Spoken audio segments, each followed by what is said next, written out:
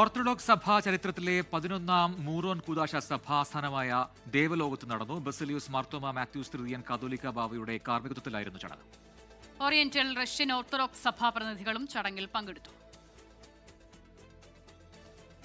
8 വർഷം നീണ്ട കാത്തിരിപ്പിന് ശേഷമാണ് മലങ്കര സഭാ ആസ്ഥാനമായ ദേവലോകത്ത് വീണ്ടും അതിവിശുദ്ധ മൂറോൻ കൂദാശ നടന്നത്.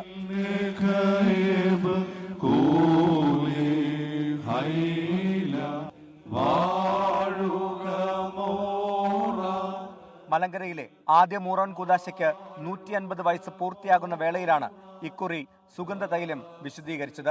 സഭാധ്യക്ഷൻ ബസാലിയോസ് മാർത്തോമ മാത്യൂസ് തൃതീയൻ ബാവ മുഖ്യ കാർമ്മികത്വം വഹിച്ചു.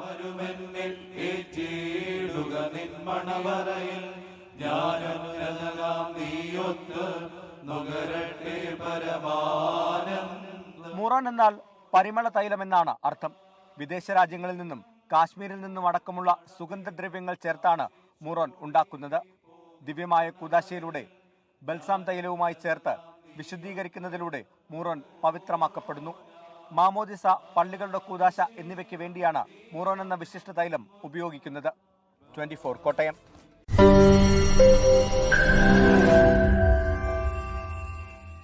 ലോകത്തെവിടെയായാലും ഏത് സമയത്തും 24 വാർത്തകളും ഓഗ്മെന്റഡ് റിയാലിറ്റി പാക്കേജുകളും എക്സ്പ്ലെയിനറുകളും വിശദമായി കാണാൻ ഞങ്ങളുടെ യൂട്യൂബ് ചാനൽ നിങ്ങൾക്ക് സബ്സ്ക്രൈബ് ചെയ്യാം.